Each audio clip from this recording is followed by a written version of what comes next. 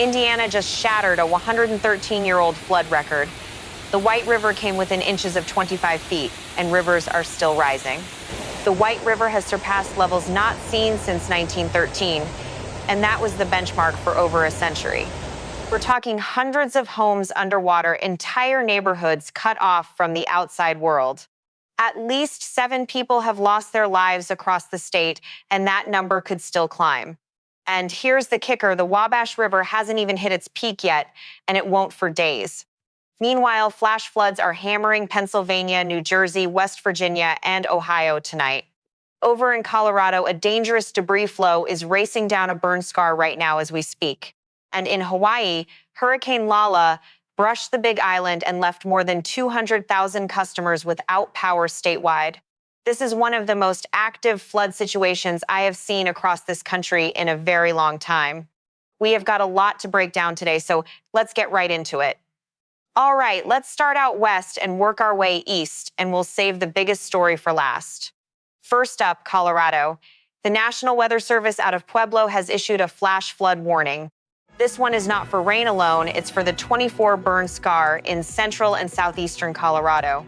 Now, burn scars, when a wildfire strips all the vegetation from a hillside, the soil becomes almost waterproof. Rain that would normally soak in just races straight downhill, picking up rocks, mud, and debris as it goes. That's what we call a debris flow, and it is absolutely life-threatening when it happens at night. Between 1 and 3 inches of rain have already fallen over that burn scar tonight. El Paso County, Fremont County, and Pueblo County are all under that warning until 3:45 a.m. Mountain Time. If you are anywhere along Highway 115 in that area, please get to higher ground right now. Do not wait. Debris flows can move faster than you can run, and they hit with 0 warning. Now let's jump out to Hawaii. Hurricane Lala brushed the Big Island as a Category 1 before weakening to a tropical storm. Hilo and much of the Big Island saw raging floodwaters surge around bridges overnight. Rivers rose rapidly, roads closed, and more than 200,000 customers lost power across the Hawaiian Islands. Here's the interesting thing about post-tropical situations. As Lala moved past, winds wrapped around the mountains. That actually caused gusts to increase in some spots overnight rather than decrease. My goodness. Governor Josh Green confirmed at least 100 homes damaged or destroyed, with 2 homes swept completely off their foundations. Hawaii Island and Maui customers could be without power at least overnight. Once weather improves, crews will begin damage assessment. A full unopened fridge holds safe temperatures for about 48 hours. Every time you open it, you lose that buffer. And downed power lines, they can be hidden under mud, water, tree branches, and debris. A line you cannot see is still a line that can kill you. Please stay off the streets unless you must go out. All right, now let's head to the East Coast because things got very active overnight there as well. The Philadelphia metro area, southern New Jersey, and suburban Pennsylvania all got hit hard tonight. The National Weather Service out of Mount Holly issued multiple flash flood warnings just after midnight.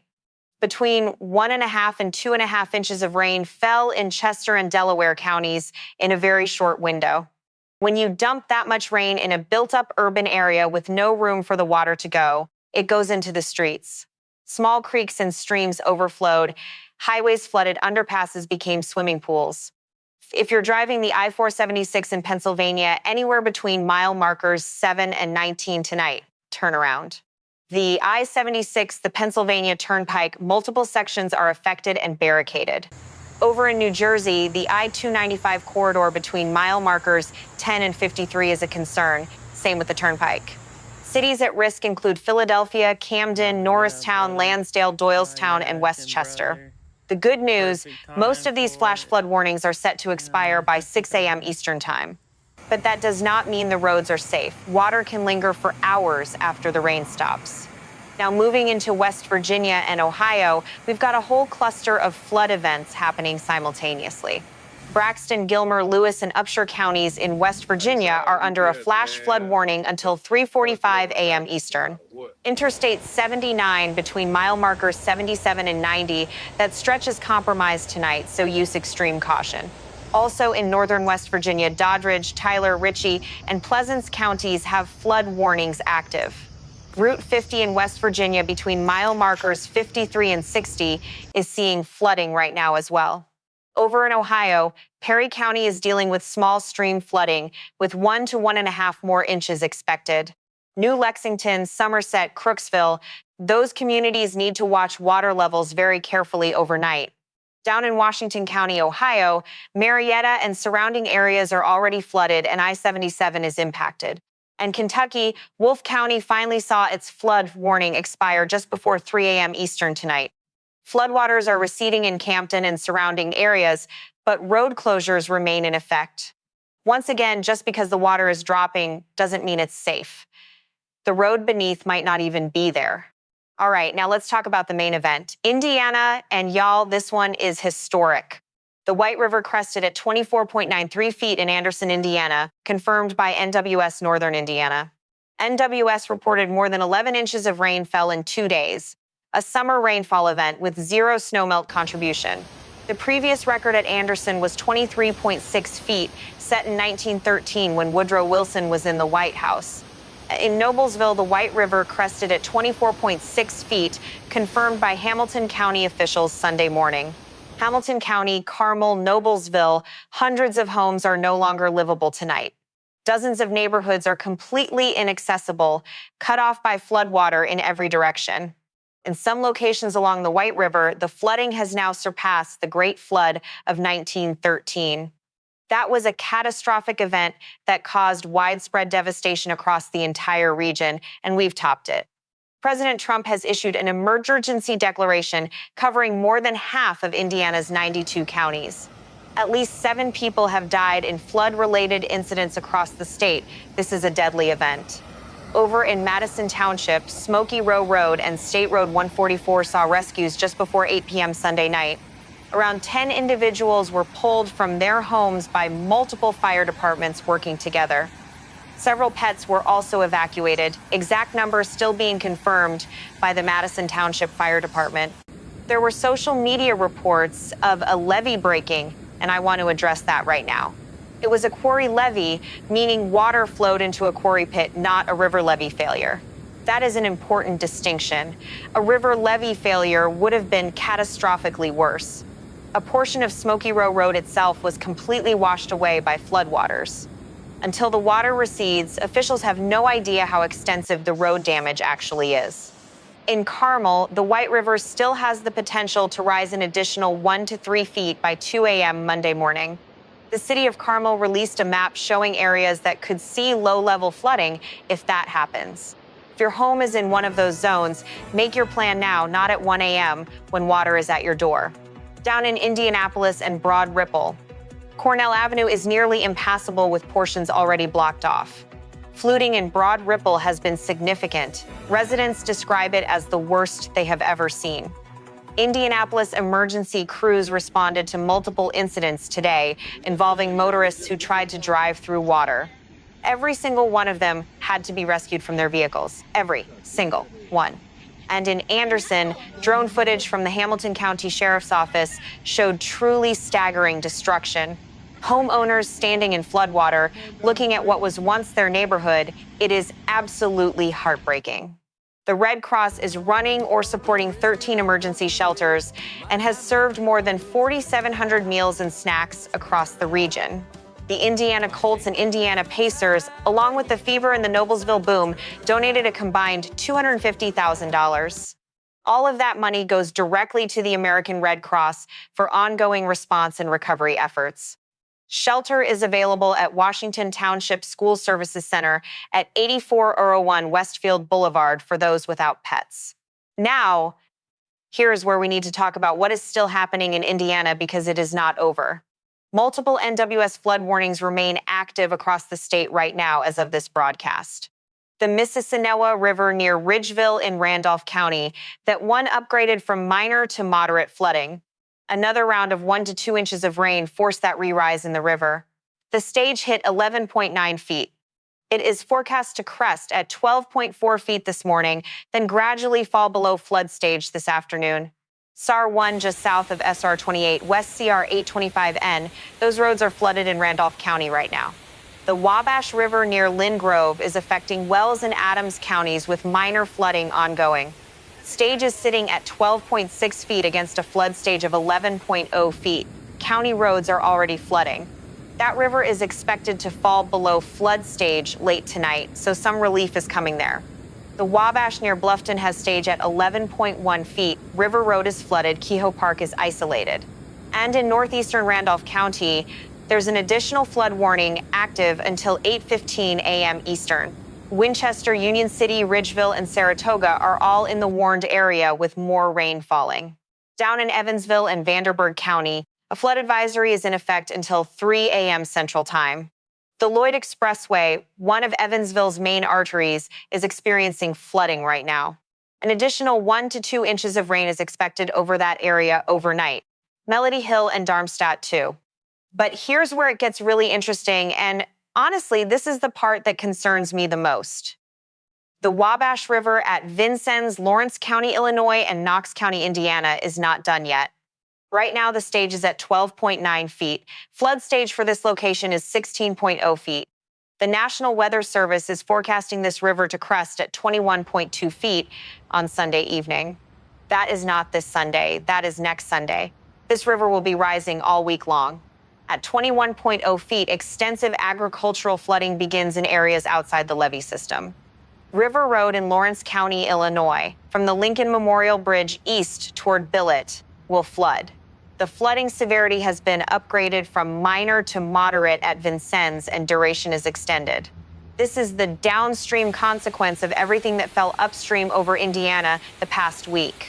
Water moves slowly through a river system. What flooded Noblesville days ago is still working its way south. Think of it like this. Indiana got the punch, but the Wabash Valley is about to feel the full weight of it. Now let's talk about what's coming in the next 1 to 2 days and what it means for flood recovery. The ground across central Indiana is completely saturated, soaked through to the core. When soil is saturated, it can't absorb any more water, so even a light rain runs straight off into the rivers. That's why meteorologists watch something called antecedent moisture. It means how wet was the ground before the rain. Right now, Indiana has the highest antecedent moisture you can have. The tank is completely full.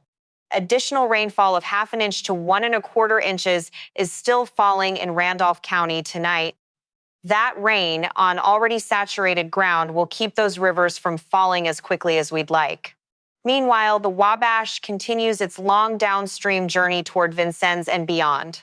For the East Coast, most of the flash flood activity should wind down before sunrise Monday morning. Philadelphia, South Jersey, suburban PA, your rain threat eases, but your roads need time to clear. West Virginia and Ohio, floodwaters will recede through Monday, but road damage assessments will take days. Here's the setup that concerns me for the days ahead, the Wabash River corridor from Indiana into Illinois. We have a slow-moving river system carrying enormous volume working toward a downstream peak. And we have a forecast for additional rainfall in parts of the Midwest in the coming days. That combination, high river stages plus new rain on saturated ground, is a recipe for extended flooding. This is exactly the setup that could push the Wabash even higher than that 21.2-foot forecast. If we see another 1 to 2 inches of rain fall over that watershed this week, all bets could be off. All right, let's talk about the big picture outlook for this Indiana flooding situation, days 3 through 5. Right now, the NWS forecast shows the Wabash at Vincennes continuing to rise well into next week. I want to be honest with you, the models have had some uncertainty on exactly how high this gets. The HRRR and the GFS have been showing different solutions over the past several days on new rainfall. The European model, has been a bit more aggressive with additional precipitation over Indiana. The Euro solution verifies that 21.2-foot crest could be pushed even higher at Vincennes. Let me explain the meteorological mechanism here so this makes sense. Why does this river keep rising? We call this runoff lag. When heavy rain falls upstream, it takes days for that water to reach downstream gauges. The White River flood in Anderson peaked on August 14th, but that water is still moving downstream right now. It drains into tributaries which feed into the Wabash, which takes another several days to reach Vincennes. So what y'all are seeing in Vincennes right now, that's the water from Anderson from a week ago. It is a slow motion flood disaster that unfolds over weeks, not hours. That's what makes this so challenging. Now, let me give you 3 scenarios for how this plays out over the next 5 to 7 days. Scenario 1, best case, no significant new rainfall, Wabash crest near 21.2 feet late next week. Agricultural flooding and road closures in the Vincennes area, but impacts are manageable and foreseeable. Recovery efforts in Hamilton County and Anderson can begin in earnest as rivers slowly recede. Scenario 2, the more likely middle scenario, 1 to 2 additional inches of rainfall midweek. That pushes the Wabash crest above 21.2 feet, possibly challenging moderate flood thresholds. More roads closed, more agricultural damage, and a longer duration of flooding for downstream communities. Recovery in central Indiana gets pushed back by a week or more as rivers stay elevated. Scenario 3, the worst case, a significant storm system moves through Indiana mid to late this week. 2 to 4 inches of rain on already saturated ground on top of rivers still near record levels. At that point, we could be looking at a second round of historic flooding, and that is not off the table. I am going to be completely transparent with you. Some of the earlier model runs were showing that scenario. The most recent runs have backed off slightly, but the uncertainty is still very real and very significant. Here's what I need you to understand. The probability of at least minor additional flooding in Indiana is extremely high. The question is how much higher the rivers get and how long communities have to wait for relief. For the Wabash Valley, Vincennes, Knox County, Lawrence County, Illinois, watch the space closely. If the day 7 outlook holds as we get to day 5, day 4, day 3, this becomes a major ongoing story. We will have daily updates on this situation as long as the rivers remain at elevated levels. Before we close, let's go back to that one critical safety message that applies everywhere we covered tonight. Turn around, don't drown. I cannot say this enough. It is the #1 cause of flood-related deaths. Most flood deaths in the United States happen inside vehicles, not outside, inside cars and trucks. 6 inches of moving water can knock a person off their feet. 12 inches can carry away a small car. The road beneath the water may not even exist anymore. It could have been washed away completely. If you see a barricade, it is there for a reason. Do not drive around it. Do not test it. Just stop. And one more thing, be especially careful at night. Flooding looks less severe in the dark than it actually is. What looks like a few inches of water could be hiding 3 feet of roaring current underneath. If you're in Indiana and your home is at risk, the American Red Cross shelter is at 8401 Westfield Boulevard. Call local emergency management, check your county's social media, and sign up for wireless emergency alerts. All right, this is a developing, active, and ongoing situation across multiple parts of the country tonight. We will be updating daily on the Wabash River situation, the Indiana recovery, and any new flood threats. If you found this forecast helpful, please like the video and subscribe to the channel right now. Turn on notifications so you get our daily updates as this situation continues to evolve this week. These are the kinds of forecasts where being informed early can make a real difference for your family. I'll see you in the next one. Stay safe out there, and please keep all those affected in your thoughts.